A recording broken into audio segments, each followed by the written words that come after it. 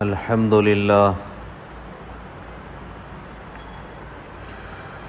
لله الذي حبب إلينا الإيمان وزينه في قلوبنا وكره إلينا الكفر والفسوق والعصيان وجعلنا من الراشدين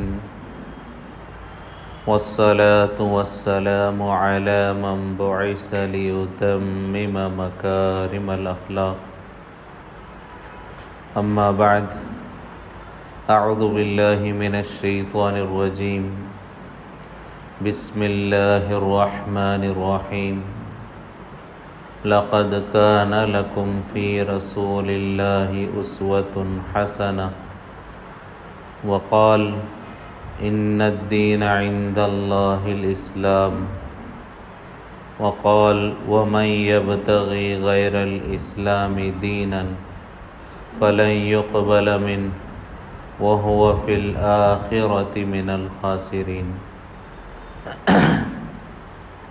صدق الله العظيم قال النبي صلى الله عليه وسلم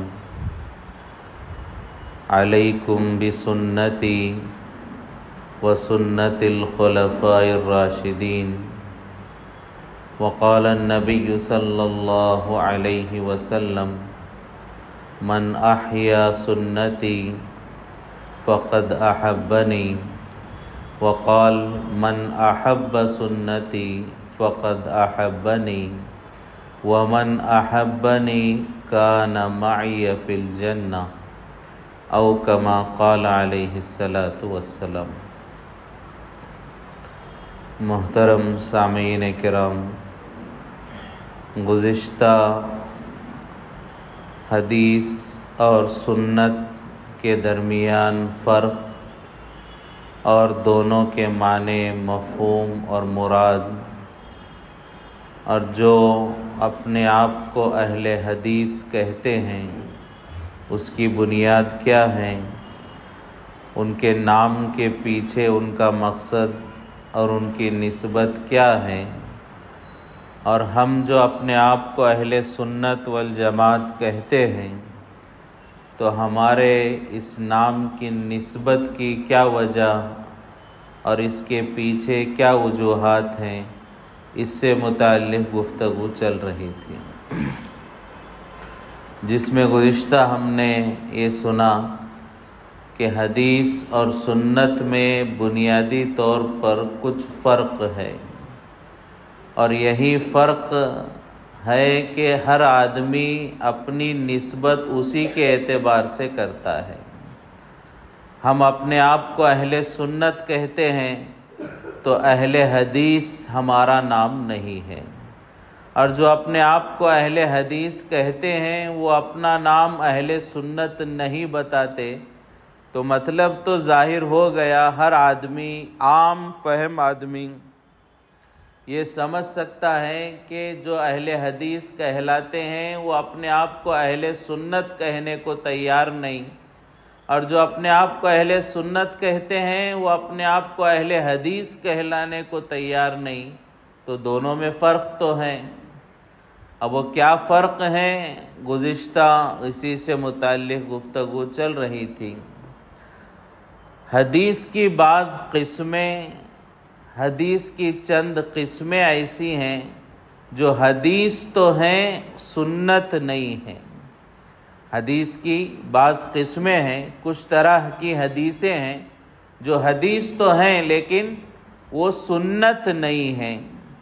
اس میں پہلی قسم وہ حدیثیں جو منسوخ ہو چکی ہیں، شروع زمانے میں، ابتدائی اسلام میں وہ احکامات باقی تھے، بعد میں جیسے جیسے اسلام کے احکامات اللہ نازل فرماتے گئے تو بعض شروع زمانے کے احکامات کو اللہ نے اٹھا لیا، ختم کر دیا، تو اسے منسوخ کہتے۔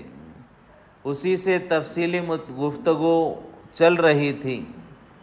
قرآن میں بھی منسوخ چیزیں ہوئی ہیں جس کی 4 طرح سے علماء نے تقسیم فرمائی ہے۔ قرآن میں کچھ آیتیں منسوخ ہوئیں، ایسے منسوخ ہوئیں کہ آیتیں بھی اللہ نے اٹھا لیں اور اس کا حکم بھی اللہ نے اٹھا لیا۔ قرآن میں کچھ آیتیں منسوخ ہیں، ختم کر دی گئی ہیں۔ کیسے ختم کر دی گئیں؟ کہ آیتیں بھی اٹھا لی گئیں، بھلا دی گئیں اور اس کا حکم بھی اٹھا لیا گیا۔ دوسری قسم قرآن کی کچھ آیتیں ایسی ہیں، آیتیں تو اٹھا لی گئیں لیکن حکم باقی ہے۔ آیتیں اٹھا لی گئی ہیں، حکم باقی ہے۔ جیسے رجم کا حکم ہے، باقی ہے، لیکن رجم کی آیتیں بھی نازل ہوئی تھیں، بعد میں اللہ نے اسے اٹھا لیا، بھلا دیا۔ تو پہلی قسم قرآن کی آیتوں کی ایسی ہیں کہ آیتیں بھی اٹھا لی گئیں، حکم بھی ختم کر دیا گیا۔ دوسری قسم کچھ آیتیں ایسی تھیں کہ اللہ نے اٹھا لی لیکن حکم باقی ہے۔ تیسری کچھ آیتیں ایسی ہیں، آیتیں تو باقی ہیں لیکن ہر وقت اس پر حکم نہیں عمل کیا جائے گا، ہر وقت اس آیت پر عمل نہیں کیا جائے گا۔ اس کی مثال گزشتہ بھی ہم نے سنی وصیت کے متعلق سے، کہ آیتیں تو ہیں لیکن ہر وقت اس آیت پر حکم پر عمل نہیں کیا جاتا۔ چوتھی قسم قرآن کا باقی پورا حصہ ہے، آیتیں بھی پڑھی جاتی ہیں اور اس پر عمل بھی کیا جاتا ہے۔ تو قرآن میں 4 طرح کی آیتیں ہیں۔ منسوخ سے متعلق 4 قسمیں علماء نے بیان فرمائی ہیں قرآن کی۔ پہلی قسم آیتیں بھی بھلا دی گئیں، اٹھا لیا گیا اور اس کا حکم بھی اٹھا لیا گیا۔ قرآن کی آیتوں کی دوسری قسم آیتیں تو اٹھا لی گئی لیکن حکم ابھی باقی ہے، جیسے رجم کی مثال ہے۔ تیسری قسم آیتیں ہیں، حکم بھی ہے، ہمیشہ نہیں ہے، بعض حالتوں میں ان حکم پر عمل کیا جاتا ہے۔ یہ 3 قسموں کے علاوہ باقی پورا قرآن چوتھی قسم ہے، آیتیں بھی ہیں، پڑھی بھی جاتی ہیں اور ہر آیت کے حکم پر ہمیشہ عمل بھی کیا جاتا ہے۔ تو یہ منسوخ سے متعلق قرآن میں بھی نسخ ہوا ہے، حدیثوں میں بھی نسخ ہوا ہے۔ تو پہلی قسم حدیثوں کی وہ حدیثیں جو منسوخ ہو گئی، حدیث ہے لیکن سنت نہیں ہے۔ کیا مطلب ہے؟ حدیث ہے، سنت نہیں ہے، یعنی اس پر امت کا عمل نہیں ہے۔ ابتدائی زمانے میں وہ حکم تھا، بعد میں اللہ کے نبی نے اس حکم کو ختم کر دیا، تو آج وہ بخاری میں بھی ہوں گی، مسلم میں بھی ہوں گی، ترمذی میں بھی ہوں گی، سیاہ ستہ میں وہ حدیثیں ہوں گی، لیکن عمل اس پر نہیں کیا جاتا۔ ایسی حدیثوں کو حدیث منسوخ کہتے ہیں۔ مثال گزشتہ جمعہ بھی ہم نے سنی کہ کھانے کے بعد وضو کرنا دوبارہ، پکی ہوئی چیز کھانے کے بعد وضو ٹوٹ جانا، یہ شروع زمانے میں حکم تھا، بعد میں یہ حکم ختم ہو گیا۔ کھانے کے بعد وضو کرنے کی ضرورت نہیں رہی، وضو نہیں ٹوٹے گا، یہ بعد کا حکم ہے۔ تو پہلی قسم کی وہ حدیثیں جو حدیث تو ہے، سنت نہیں، وہ کون سی حدیثیں ہیں؟ جو منسوخ ہو چکی ہیں، ختم کر دی گئی ہیں۔ حدیث ہے لیکن وہ سنت نہیں ہے۔ دوسری قسم جو حدیث ہے لیکن سنت نہیں ہے، اس پر امت کا عمل خلفائے راشدین کے زمانے سے لے کر آج تک بھی نہیں رہا۔ حدیث ہے لیکن اس پر امت کا عمل نہیں، وہ سنت نہیں ہے۔ وہ دوسری قسم ہے حضور پاک صلی اللہ علیہ وسلم کے خصوصیات۔ کتابوں میں حضور کی حدیثیں تو ملیں گی، ہمیں بخاری میں ملیں گی، مسلم میں ملیں گی، سیاہ ستہ میں ملیں گی، لیکن وہ حدیثیں اللہ کے نبی کے ساتھ خاص تھی، اللہ کے نبی کے لیے اجازت تھی، اسی کو بیان کیا گیا اور اس لیے اسے حدیث کہا گیا، لیکن امت کے لیے عمل اس پر ضروری نہیں ہے، امت اس پر عمل نہیں کرے گی، تو وہ حدیث ہے، سنت نہیں ہے۔ وہ کون سی چیزیں ہیں؟ وہ حضور کے خصوصیات ہیں، وہ آپ صلی اللہ علیہ وسلم کے خصوصیات۔ مثال کے طور پر صوم وصال، صوم وصال کہتے ہیں لگاتار روزے رکھنا، لگاتار روزے رکھنا۔ روایتوں میں آتا ہے، حدیث کی کتابوں میں یہ روایتیں ملتی ہیں، حدیث ملتی ہے کہ حضور پاک صلی اللہ علیہ وسلم کبھی کبھار 15 دن روزہ رہتے، لگاتار ایک سحری سے لے کر 15 دنوں تک لگاتار کا روزہ حضور پاک صلی اللہ علیہ وسلم رکھا کرتے۔ تو لگاتار ایک دن سے زیادہ کا جو روزہ رکھنا ہے بغیر افطار کے، یہ اللہ کے نبی روزہ رکھا کرتے۔ اسے ایسے روزے کو صوم وصال کہتے ہیں، لگاتار روزہ۔ حضور پاک صلی اللہ علیہ وسلم ایک سے زیادہ دن کے روزے رکھتے۔ صحابہ اکرام نے دیکھا، صحابہ کو بھی شوق تھا عبادت کا، اللہ کے نبی کے عمل کو اپنانے کا شوق تھا، لہذا صحابہ بھی صوم وصال رکھنے لگے۔ تو حضور پاک صلی اللہ علیہ وسلم نے منع فرمایا، لا تواصلوا، امت کو اللہ کے نبی نے حکم دیا کہ تم لگاتار روزہ نہیں رکھو گے، تم لگاتار روزہ نہیں رکھو گے، صوم وصال نہیں رکھو گے۔ تو صحابہ اکرام نے پوچھا، انکا تواصلوا یا رسول اللہ صلی اللہ علیہ وسلم، اللہ کے رسول آپ تو صوم وصال رکھتے ہیں، آپ لگاتار روزے رکھتے ہیں، ہمارا بھی جی چاہتا ہے کہ ہم بھی لگاتار روزے رکھیں، آپ ہمیں کیوں منع کرتے ہیں؟ تو حضور پاک صلی اللہ علیہ وسلم نے فرمایا، لست کاحدکم، میں تم جیسا نہیں ہوں، اللہ کا خصوصی انعام میرے اوپر ہے، اور جو طاقت میرے اندر ہے وہ تمہارے اندر نہیں ہے، لہذا لگاتار روزہ رکھنا یہ میرے لیے تو اجازت ہے، امت کے لیے اس کی اجازت نہیں ہے۔ تب لگاتار روزے حضور رکھا کرتے تھے، اور جو چیز حضور نے کیا اسے کیا کہتے ہیں؟ حدیث کہتے ہیں۔ ہم نے اس سے پہلے سنا، شاید آپ حضرات کو یاد ہوگا، اور یہ باتیں یاد رکھنے کی ہیں۔ گزشتہ 3-4 جمعہ سے الحمدللہ اسی عنوان سے بات ہو رہی ہے، یہ یاد ہوگا آپ حضرات کو، نہیں ہے تو یاد رکھنے کی فکر کریں۔ یہ کوئی قصہ کہانی کی نہیں، یہ عقائد سے متعلق گفتگو ہے۔ تو یہ بات ہم نے گزشتہ سنی کہ جو حضور نے کہا وہ بھی حدیث ہے، جو حضور نے کیا وہ بھی حدیث ہے، جس کو حضور نے دیکھا خاموش رہے منع نہیں کیا وہ بھی حدیث ہے، اور حضور کی خصوصیات بھی حدیث ہے۔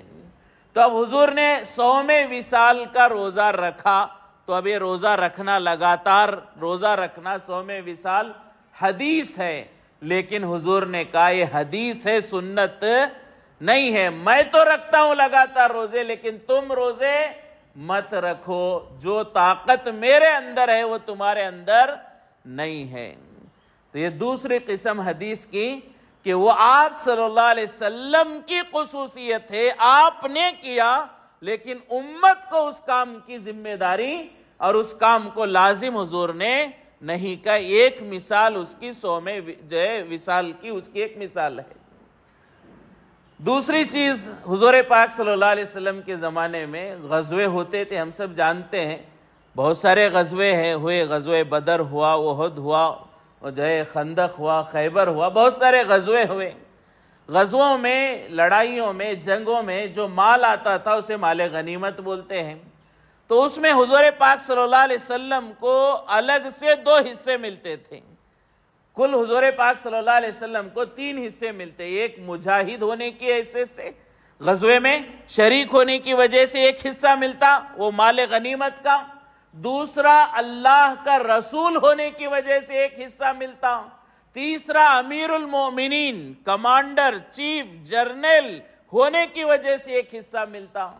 تو حضور پاک صلی اللہ علیہ وسلم کو مال غنیمت میں 3 حصے ملتے، ایک حصہ تو مجاہد ہونے کی وجہ سے، دوسرا جرنیل ہونے کی وجہ سے، کمانڈر امیر المومنین ہونے کی وجہ سے، تیسرا اللہ کا رسول ہونے کی وجہ سے۔ اب یہ جو حصہ حضور کو ملتا تھا اللہ کا رسول ہونے کی وجہ سے، یہ اللہ کے نبی کو تو ملتا تھا، قیامت تک اگر کبھی بھی لڑائی ہو اور مال غنیمت ملے، کسی مسلمان کو یہ حصہ نہیں ملے گا۔ یہ حصہ جو ملتا تھا، تیسرا حصہ حضور کو، یہ صرف حضور کی خصوصیت ہے، ہمیں نہیں ملے گا۔ اب کہیں اللہ نہ کرے ایسے حالات نہ، اللہ عافیت کا معاملہ فرمائے، اگر حالات آ جائیں، ایمان پر آ جائے، لڑائی ہو جائے، جہاد کے حالات پیدا ہو جائے اور ہم جہاد کریں اور اللہ ہمیں کامیابی دے دے اور مال غنیمت ملے، تو وہ حصہ جو اللہ کے نبی کو ملتا تھا وہ ہمیں نہیں ملے گا۔ تو یہ حدیث ہے کہ حضور کو 3 حصے ملتے تھے، حدیث ہے، ہمیں نہیں ملے گا۔ تو اس سے کیا معلوم ہوا؟ یہ حدیث ہے لیکن سنت نہیں ہے۔ کیوں؟ یہ حضور کی خاصیت تھی، امت کے لیے یہ چیز نہیں ہے۔ تو یہ دو مثالیں، ایک تو صوم وصال کی مثال، دوسرا کیا ہے؟ یہ حضور پاک صلی اللہ علیہ وسلم کو مال غنیمت میں سے الگ حصہ ملنے کی مثال۔ یہ دونوں حضور پاک صلی اللہ علیہ وسلم کے خصوصیات ہیں کہ اس میں بات واضح ہو جائے، اور اگر نہ ہو تو ایک اور مثال ہے حضور پاک صلی اللہ علیہ وسلم کی خصوصیت کی جو بہت اہمیت کی حامل ہے۔ وہ یہ ہے کہ اللہ کے نبی نے، حضور پاک صلی اللہ علیہ وسلم نے 11 نکاح فرمائے۔ بیک وقت حضور کے نکاح میں 9 بیویاں تھیں۔ یہ حضور کی خاصیت ہے، کسی امتی کو اس کی اجازت نہیں ہے۔ امتیوں کو کیا اجازت ہے؟ زیادہ سے زیادہ 4 نکاحوں کی اجازت ہے، 4 سے زیادہ کی اجازت امت کو نہیں ہے۔ لیکن حضور پاک صلی اللہ علیہ وسلم کے نکاح میں بیک وقت 9 بیویاں تھیں، 11 نکاح آپ صلی اللہ علیہ وسلم کے ہوئے۔ تو آپ نے جو نکاح کیا اور ان کے ساتھ زندگی گزاری، اور وہ جو معاملات ہمارے سامنے آئے، بخاری شریف میں ہے، مسلم شریف میں ہے، ترمذی میں ہے، سیاہ ستہ میں ہے کہ حضور کے 9 بیویاں تھیں، 11 نکاح ہوئے تھے اور حضور کے گھر کے حالات تھے، یہ سب بخاری مسلم میں ہے، یہ سب حدیثیں ہیں، لیکن سنت نہیں ہے۔ اس لیے کہ امت 11 نکاح نہیں کر سکتی۔ بیک وقت 9 بیویاں کوئی امتی نہیں رکھ سکتا، اس لیے کہ یہ حضور کی خاصیت ہے، امت کو اس کی اجازت نہیں ہے۔ تو یہ 9 بیویاں حضور کے نکاح میں تھیں، یہ بھی حضور کی خاصیت ہے۔ تو یہ دوسری قسم فرمایا، یہ حدیثیں ہیں، حضور کے 9 بیویاں ہونا، 11 نکاح ہونا، حضور کے گھر کے حالات کا بخاری میں بیان ہونا، مسلم میں بیان ہونا، سیاہ ستہ میں بیان ہونا، یہ حدیثیں تو ہیں لیکن یہ سنت نہیں ہے۔ کیوں؟ یہ حضور کی خاصیت ہے، امت کے لیے یہ اجازت نہیں ہے۔ تیسری قسم کو جانے سے پہلے مناسب ہے کہ یہ بات چونکہ ہم نے سنی ہے، اس سے متعلق کچھ وضاحت ہمارے سامنے آئے، ورنہ ایسا نہ ہو کہ ہمارے ذہن میں کچھ وساوس باقی رہ جائیں، جیسا کہ بعض لوگوں کے ذہن میں آتا ہے۔ بہت سارے لوگ اس مسئلے کو خاص طور سے بہت اچھالتے ہیں، اور الیاذ باللہ حضور پاک صلی اللہ علیہ وسلم کی سیرت پر انگلی اٹھانے کے لیے اسے ہتھیار اور نمونے کے طور پر استعمال کرتے ہیں کہ الیاذ باللہ حضور پاک صلی اللہ علیہ وسلم نے اپنے خواہشات کے لیے 11 نکاح کیے، 9 بیویاں حضور پاک صلی اللہ علیہ وسلم کی تھیں۔ تو آج بہت سارے لوگوں کو جو غیر ایمان والے ہیں، دوسرے مذاہب والے ہیں، شر پسند عناصر ہیں، اگر حقیقت میں کوئی سمجھدار عقل مند انسان ہوگا وہ کبھی اللہ کے نبی پر انگلی نہیں اٹھا سکتا، لیکن بہت سارے ایسے شر پسند عناصر ہر زمانے میں ہوتے ہیں، ہر علاقے میں ہوتے ہیں، جو ایمان والوں کے دلوں میں خلل پیدا کرتے ہیں اور یہ وسوسے پیدا کرتے ہیں، اور اللہ کی قدرت پر کبھی شک و شبہ پیدا کیا جاتا ہے، اور کبھی اللہ کے نبی کے کردار پر شک و شبہ پیدا کرنے کی کوشش کی جاتی ہے کہ کسی طرح مسلمان اللہ اور اللہ کے نبی سے دور ہو جائے۔ تو یہ کبھی کبھار یہ وساوس پیدا کیے جاتے ہیں کہ الیاذ باللہ حضور پاک صلی اللہ علیہ وسلم نے خواہشات کے لیے گویا کہ یہ الفاظ بھی مناسب نہیں ہے نقل کرنا، لیکن چونکہ یہ الفاظ لوگوں کی طرف سے آتے ہیں وہ نقل کیا جاتا ہے۔ نقل کفر نہ باشد، جو الفاظ ہم بتاتے ہیں یہ ہمارا الیاذ باللہ ان کا دور دور تک ہمارا ان سے کوئی تعلق نہیں ہے، لیکن بعض لوگوں کا اعتراض یہ ہوتا ہے کہ الیاذ باللہ حضور پاک صلی اللہ علیہ وسلم نے عیاشی کے لیے، موج مستی کے لیے 11 نکاح کیے ہیں۔ تو اس کا جواب اور اس کے پیچھے کیا پس منظر ہے، کیا حکمتیں ہیں، کن حالات میں حضور کے نکاح ہوئے ہیں، یہ ہر ایک امتی کو معلوم ہونا چاہیے۔ ورنہ اگر معلوم نہیں ہوگا کہ اللہ کے نبی کے نکاح کب ہوئے، کیسے ہوئے، کن حالات میں ہوئے، تو آدمی انہی کو سچ سمجھے گا اور انہی کے باتوں میں آ جائے گا۔ لہٰذا اللہ کے نبی کے زندگی اور خصوصیت کے ساتھ تعدد ازواج، کثرت سے جو نکاح ہوئے، اس کے وجہ ہمیں معلوم ہونی چاہیے۔ ہم سب جانتے ہیں، اکثر ماشاءاللہ اس بات سے تو واقف ہوں گے کہ حضور پاک صلی اللہ علیہ وسلم کا جو پہلا نکاح ہوا ہے حضرت خدیجۃ الکبریٰ رضی اللہ تعالیٰ عنہ سے، وہ حضور کی عمر 25 سال تھی اس وقت ہوا ہے۔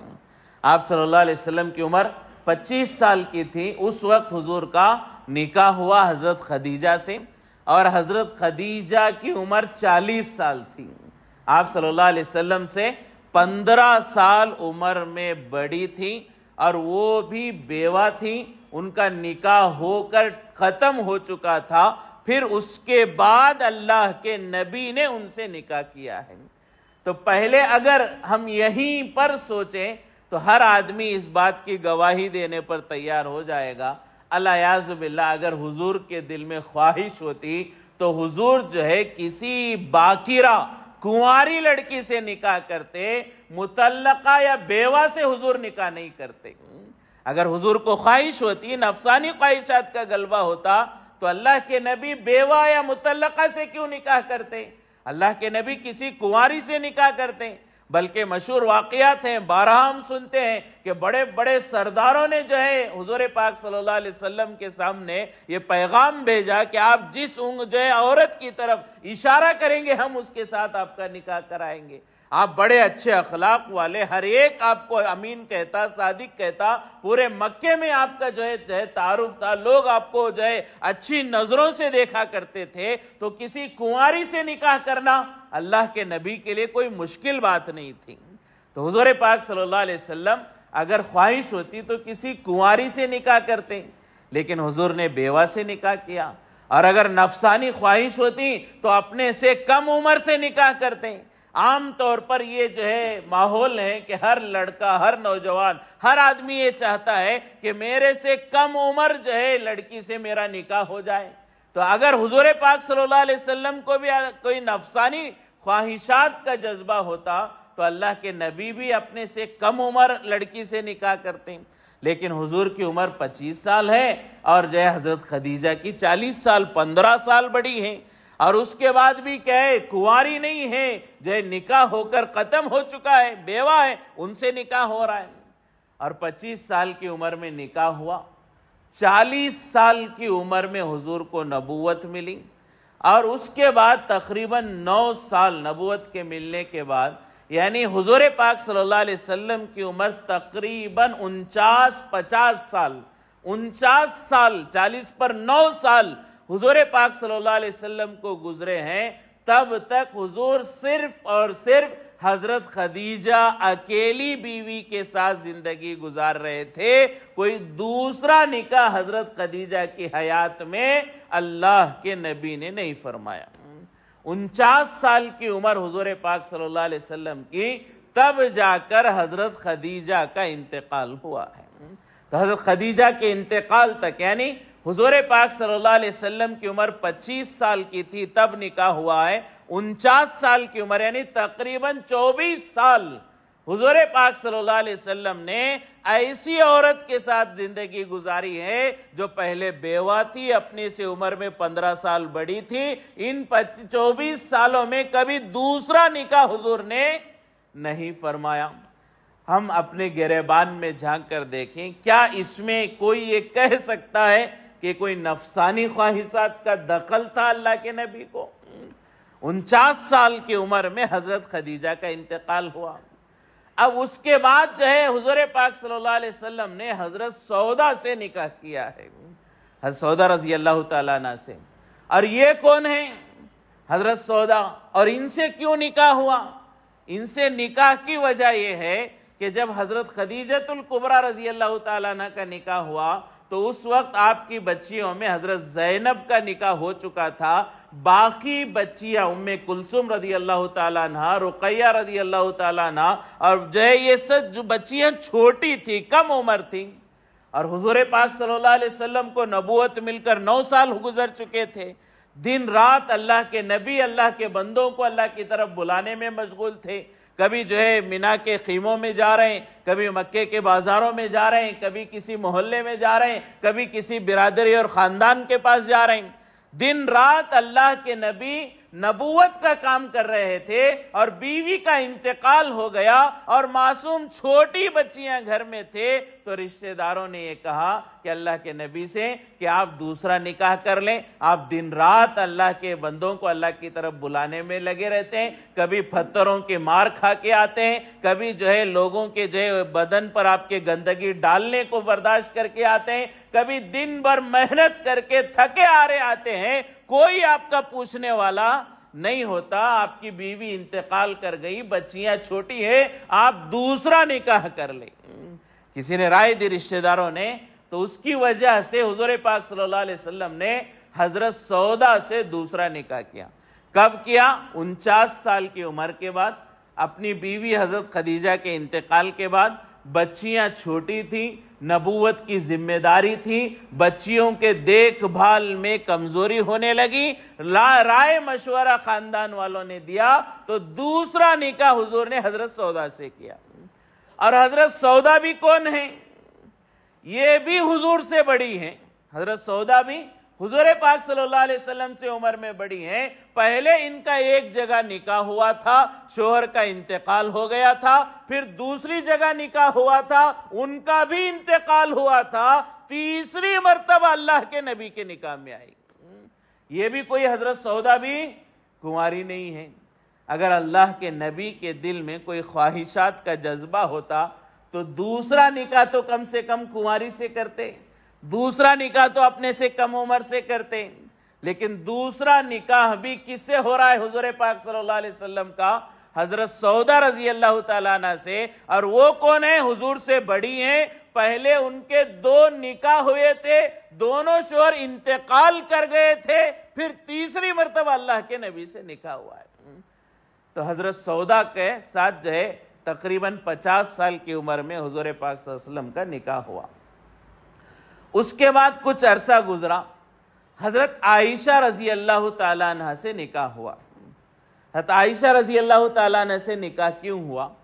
اس کی بھی وجہ ہمیں معلوم ہونی چاہیے۔ علماء نے فرمایا ہے کہ بنیادی طور پر جتنے نکاح اللہ کے نبی کے ہوئے ہیں، یا تو دینی منافع کو دیکھ کر، دینی ضرورت کے لیے حضور نے نکاح کیا، یا سیاسی ضرورت کے لیے حضور نے نکاح کیا، یا جو ہے کسی اور اخلاقی ضرورت کے لیے اللہ کے نبی نے نکاح کیا ہے۔ کبھی اللہ کے نبی نے اپنی ذاتی ضرورت کے لیے نکاح نہیں فرمایا، اپنی خواہشات کو پورا کرنے کے لیے اللہ کے نبی نے نکاح نہیں فرمایا۔ کہ حضور پاک صلی اللہ علیہ وسلم کی جو نکاح ہوئے ہیں وہ دینی ضرورتوں کے اعتبار سے، سیاسی ضرورتوں کے اعتبار سے، یا جو ہے کسی اخلاقی ضرورتوں کے اعتبار سے اللہ کے نبی کے نکاح ہوئے ہیں۔ تو 2 نکاح ہو گئے تھے، حضرت خدیجہ کے بعد حضرت سودا کا۔ اس وقت تک بھی حضور کے نکاح میں ایک ہی بیوی تھی۔ اب تیسرا نکاح حضرت عائشہ سے ہوا۔ حضرت عائشہ رضی اللہ تعالیٰ عنہ سے نکاح کے کیا کیفیت تھی؟ ہم سب بارہا ہم نے واقعہ سنا ہے کہ اللہ کے نبی حضور پاک صلی اللہ علیہ وسلم نے خواب دیکھا ہے کہ ایک فرشتہ آیا، ریشمی رومال میں اس نے کوئی چیز لائی، اور اللہ کے نبی سے کہا آپ یہ رومال ہٹائیں۔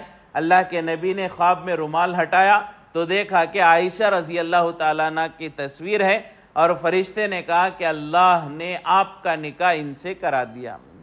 ایک بار حضور نے خواب دیکھا، حضرت عائشہ کو حضور جانتے تھے، اس لیے کہ حضرت ابوبکر کے گھر جانا آنا تھا، 6-7 سال کی عمر حضرت عائشہ کی تھی، حضور نے حضرت عائشہ کو دیکھا ہوا تھا، تو یہ سوچنے لگے اللہ کے نبی کہ یہ جو ہے عائشہ ہے ابوبکر کی بیٹی، اور اس سے میرا نکاح۔ تو پہلی مرتبہ خواب آیا، حضور پاک صلی اللہ علیہ وسلم نے توجہ نہیں دی، ہو سکتا ہے کہ اس کی کوئی اور جو ہے تعبیر ہوگی، کوئی اور شکل ہوگی۔ دوسری مرتبہ یہی خواب آیا، تیسری مرتبہ یہی خواب آیا۔ اللہ کے نبی سمجھ گئے کہ اللہ عائشہ سے میرا نکاح کرانا چاہتے ہیں۔ ادھر اللہ کے نبی کو اللہ نے اشارہ دیا، ادھر حضرت ابوبکر صدیق رضی اللہ تعالیٰ عنہ کے دل میں یہ خیال پیدا ہوا۔ حضرت ابوبکر صدیق نے سوچا کہ حضور کے نکاح میں حضرت سودا ہیں۔ حضور کے نکاح میں کون ہے؟ حضرت سودا رضی اللہ تعالیٰ عنہ۔ یہ بوڑھی ہیں، حضور سے بڑی ہیں، حضور ہی کی عمر 50 سال ہے، یہ حضور سے بڑی ہے، عمر بھی زیادہ ہے، اور پہلے جو ہے 2 شوہروں کا انتقال بھی ہو چکا ہے، کمزوری بھی ہے۔ اب معلوم نہیں کہ یہ اللہ کے نبی کی کتنے سال خدمت کر سکیں گی۔ حضرت ابوبکر کے دل میں کیا خیال ہے؟ حضور کی بیوی حضرت سودا ہے، ایک تو عمر بھی ہو گئی، بوڑھی ہو گئی، کمزوری ہو گئی، اب معلوم نہیں کتنے سال اللہ کے نبی کی خدمت کریں گی، بعد میں اللہ کے نبی کی خدمت کون کرے گا؟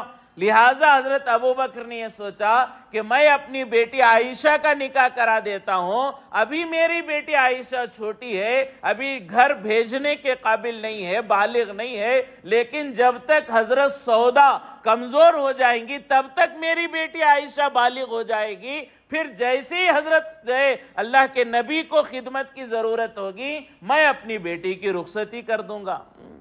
تو یہ ابوبکر کی محبت تھی کہ کہاں تک سوچ رہے اللہ کے نبی کے بارے میں، کہ اب تو ایک بیوی سودا ہے، عمر بھی ہو گئی، کمزور بھی ہو گئی، کتنے دن اللہ کے نبی کی خدمت کریں گی، بعد میں اللہ کے نبی کو تو خدمت کی ضرورت ہے۔ لہٰذا ابوبکر نے یہ سوچا کہ میں اپنی بچی کا نکاح کر دیتا ہوں، بعد میں جب وہ بالغ ہو جائے گی، رخصتی کے قابل ہو جائیں گی، تب میں بھیج دوں گا، حضرت سودا کمزور بھی ہو جائے، اللہ کے نبی کا خیال رکھنے والی ایک ان کی بیوی، ان کی ایک عورت گھر میں موجود ہوگی۔ تو دوسرے نکاح کے بعد تیسرا نکاح حضرت عائشہ رضی اللہ تعالیٰ عنہ سے ہوا ہے، لیکن رخصتی ابھی نہیں ہوئی، نکاح ہوا ہے۔ رخصتی کب ہوئی ہے اللہ کے نبی کے گھر میں حضرت عائشہ رضی اللہ تعالیٰ عنہ کی؟ جب حضور پاک صلی اللہ علیہ وسلم کی عمر 55 سال ہو چکی تھی۔ اللہ کے نبی کی عمر کتنے سال ہو گئی؟ 55 سال ہو گئی، اس کے بعد حضرت عائشہ حضور کے گھر میں آئی ہیں۔ 55 سال کے بعد حضور کے گھر میں ایک وقت میں 2 بیویاں ہیں۔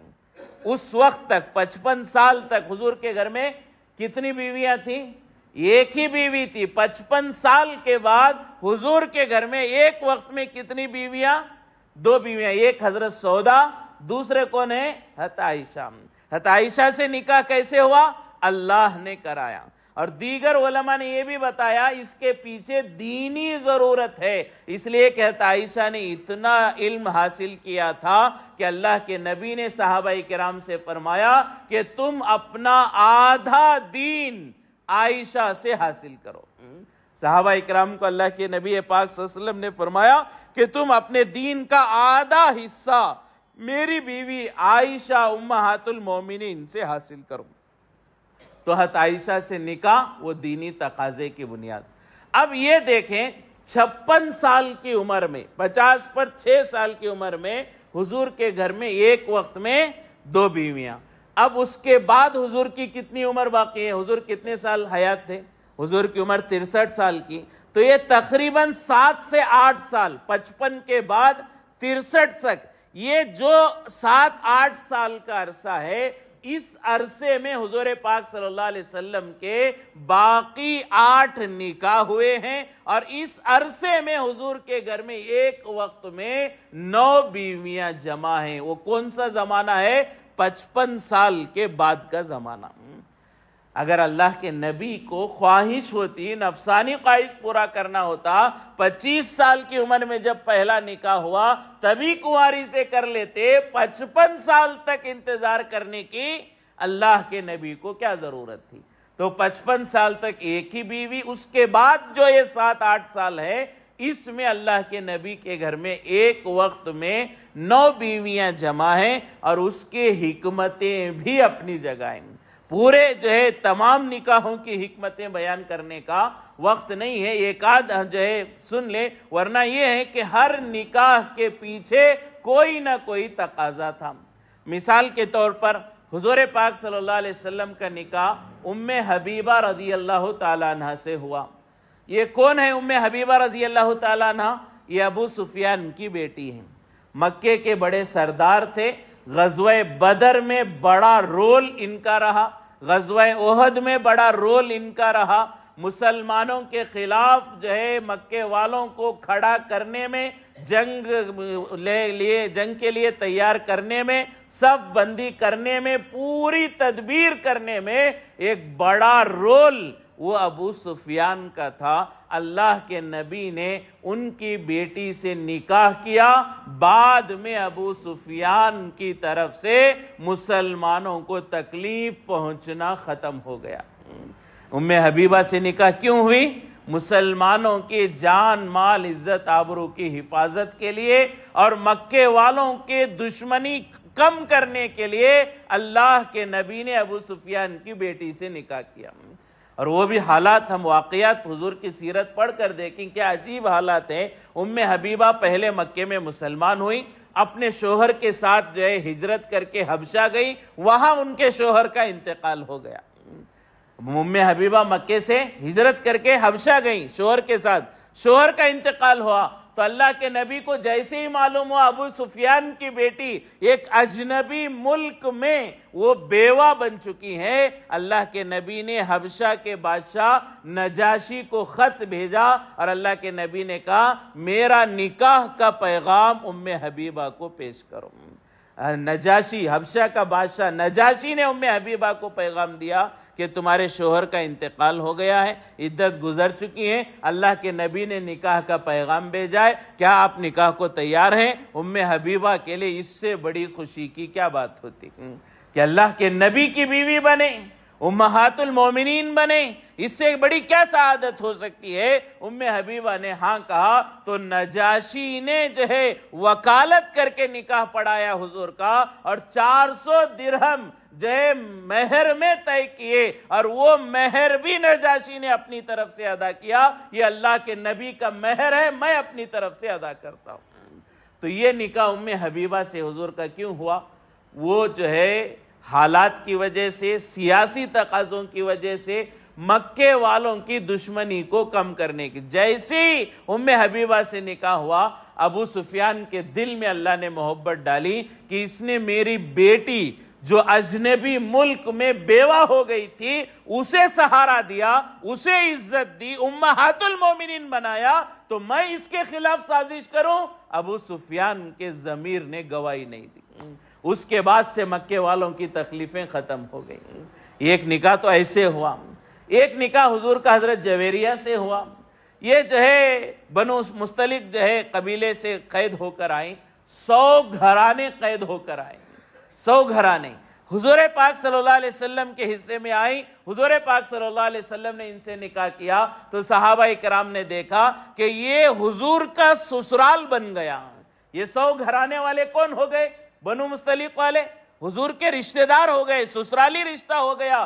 جن سے حضور کا رشتہ ہو جائے اور جو حضور کے سسرال والے ہو جائیں وہ ہمارے گھروں میں غلام بن کے رہے، ایسا نہیں ہو سکتا۔ صحابہ نے ان 100 گھرانے کے تمام مرد اور عورت جو غلام اور باندیاں بنی تھی سب کو اللہ کے نبی کے نکاح کی وجہ سے آزاد کر دیا۔ صحابہ کے نے 100 گھرانے کے جتنے مرد اور عورتیں جو قید ہو کر آئی تھیں ان سب کو اللہ کے نبی کے نکاح کی وجہ سے صحابہ اکرام نے آزاد کر دیا۔ اس طرح حضور کے ایک نکاح سے 100 گھرانے کے جو ہے لوگوں کو اللہ نے آزادی بھی عطا فرمائی اور ہدایت بھی عطا فرمائی۔ تو حضور پاک صلی اللہ علیہ وسلم کے جو بھی نکاح ہوئے ہیں یہ کسی نہ کسی مصلحت کے تحت ہیں۔ اسی طرح ایک نکاح حضرت زینب سے ہوا۔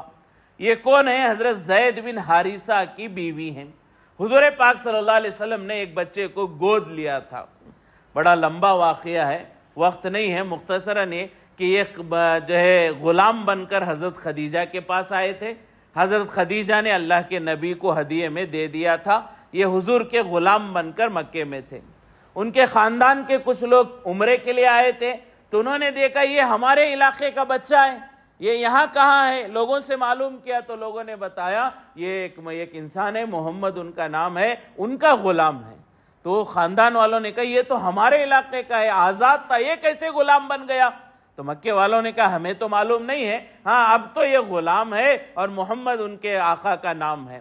اب یہ گئے خاندان والے، جا کر زید کے والد، چچا، ان کے والدہ، رشتہ داروں کو بتایا کہ تمہارا بچہ مکے میں اور غلام بن کر ہے، اور ہم نے لوگوں سے پوچھا ہے، لوگوں نے بتایا کہ ان کے مالک اور ان کے آقا بڑے اچھے ہیں، آپ جا کر پورا حال بتاؤ، ہو سکتا ہے کہ وہ آپ کے بچے کو آپ کو واپس کر دیں۔ اب حضرت زید کے خاندان کے والد، چچا، رشتہ دار بہت سارے لوگ آئے اور آ کر حضور پاک صلی اللہ علیہ وسلم سے ملاقات کی اور کہا اللہ کے نبی کہ آپ کے پاس جو بچہ ہے زید، یہ غلام نہیں ہے، ہمارا بچہ ہے، کسی نے اسے اٹھا لیا تھا، چرا لیا تھا، پھر اسے بیچ دیا اور یہ بکتے بکتے آپ کے پاس آ کر غلام بنا ہے، اللہ کے نبی اسے آپ واپس دے دیں، اس کے بدلے میں جو قیمت آپ مانگیں گے ہم دے دیں گے، ہمارا بچہ زید ہمیں واپس دے دیں۔ تو انہوں نے، حضرت زید کے خاندان والوں نے حضور سے مانگا۔ زید باہر گئے ہوئے تھے، حضور پاک صلی اللہ علیہ وسلم نے فرمایا کہ اچھا ٹھیک ہے، زید کو آنے دو، اگر وہ آنا چاہے تو کسی قیمت کی ضرورت نہیں، تم اپنے بچے کو لے جاؤ۔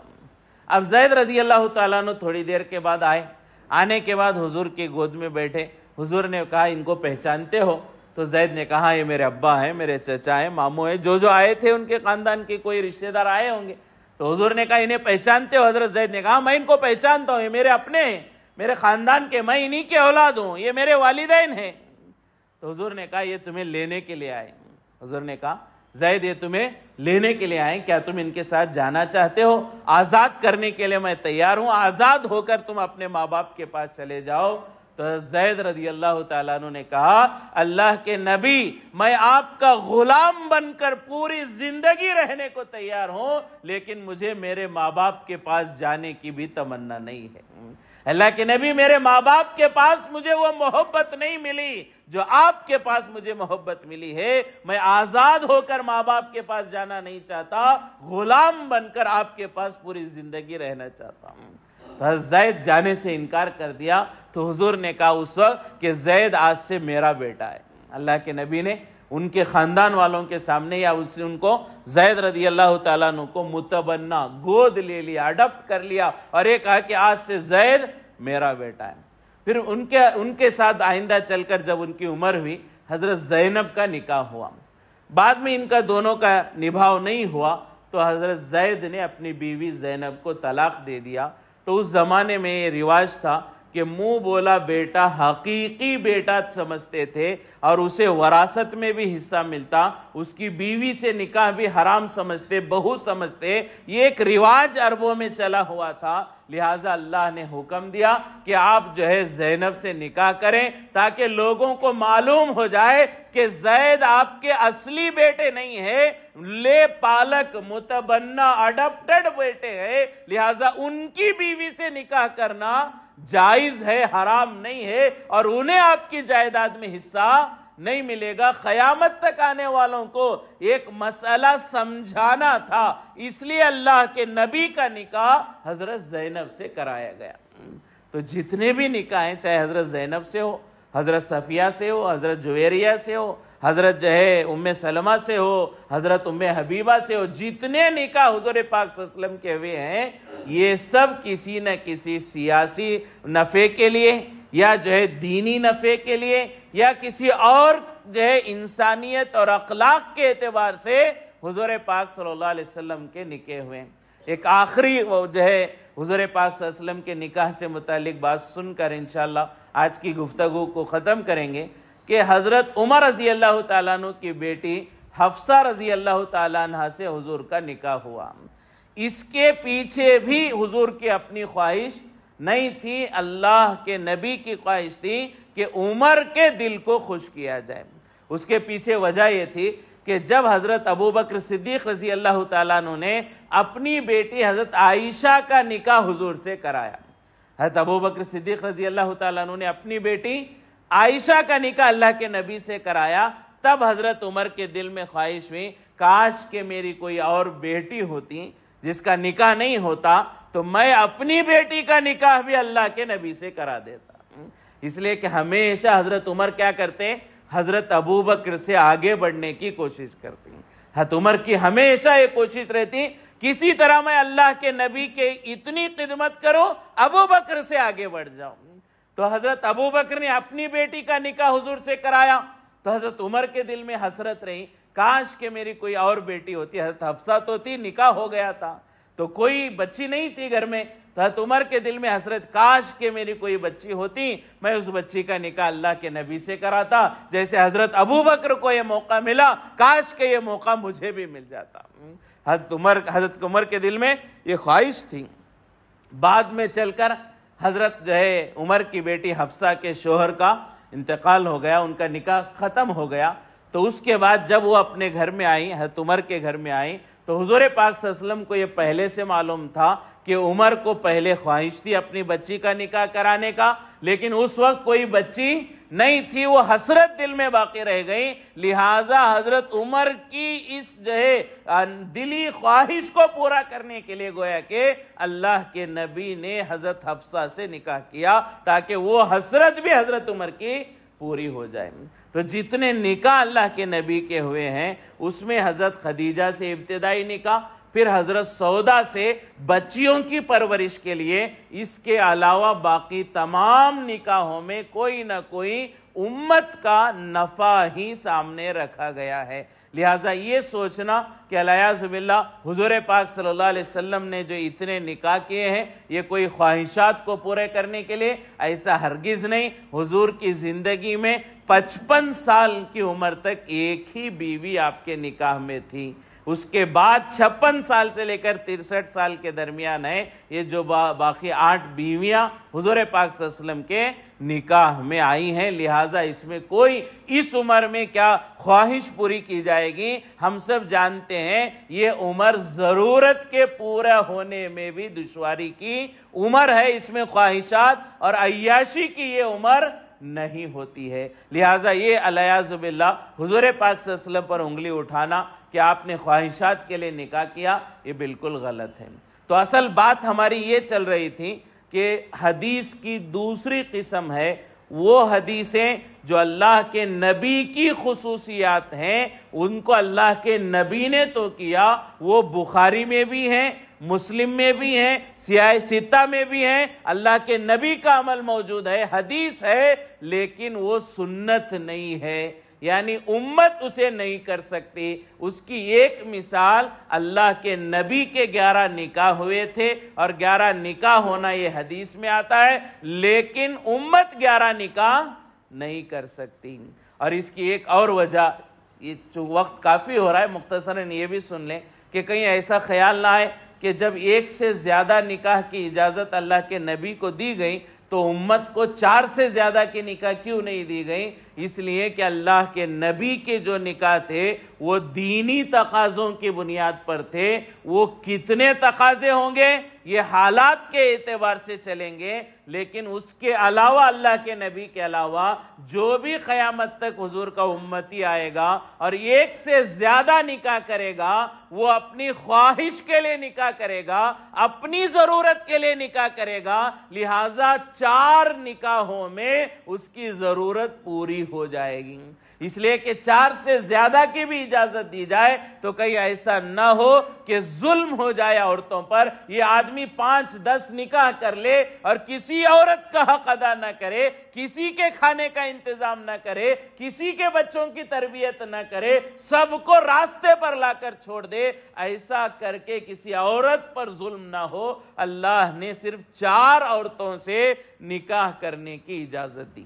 اور اس کی ایک دوسری وجہ علماء نے یہ بھی بیان فرمائی ہے کہ ہم جیسے امت میں سے کوئی ایک نکاح کر لے، 2 کر لے، 4 کر لے، اب ان 4 میں سے ہم کسی کو طلاق دے دیں۔ 4 نکاح ہوئے تھے میرے، میں نے کسی عورت کو، اپنی پہلی بیوی کو، دوسری کسی کو طلاق دے دیا، اب میں دوسری سے کر سکتا ہوں۔ 4 ایک وقت میں 4 جمع ہو سکتے ہیں۔ 4 میں میں نے کسی کو طلاق دے دیا، پھر کسی اور کو 5ویں کو میں اپنے نکاح میں ایک وقت میں 4 کی اجازت کے ساتھ جمع کر سکتا ہوں۔ میں اپنی بیوی کو طلاق دے سکتا ہوں، یہ مجھے اجازت ہے، لیکن اللہ کے نبی کو طلاق دینے کی اجازت نہیں تھی۔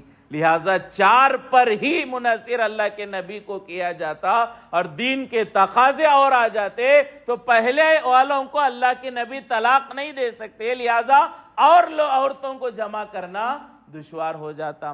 دوسری چیز علماء نے یہ بیان فرمائی ہے کہ ہم کسی کو طلاق دے دیں اپنی بیوی کو، وہ عدت گزار کر کسی سے نکاح کر سکتی ہے، لیکن جو حضور کے ساتھ نکاح ہو جائے وہ پوری امت کی ماں کہلاتی ہے، دوبارہ ان کا کسی سے نکاح نہیں ہو سکتا۔ لہٰذا اگر اللہ کے نبی طلاق دے دیتے اور ان کا نکاح نہیں ہوتا تو ان پر گویا کہ ظلم ہو جاتا۔ لہٰذا اللہ کے نبی کو جو 9 ایک وقت میں رکھنے کی 11 نکاح کرنے کی اجازت ملی ہے وہ دینی تقاضوں کی وجہ سے، اور امت کو جو 4 کی اجازت ملی ہے وہ امت چونکہ وہ اپنی ضرورت کے لیے نکاح کرتی ہے اور ضرورت 4 میں پوری ہو جاتی ہے۔ اللہ نے ہمیں پیدا کیا، ہماری ضرورت کو ہم سے زیادہ بہتر اللہ جانتے ہیں، لہٰذا اللہ کا فیصلہ کہ 4 ایک مرد کے لیے کافی ہیں تو یقیناً 4 ایک مرد کے لیے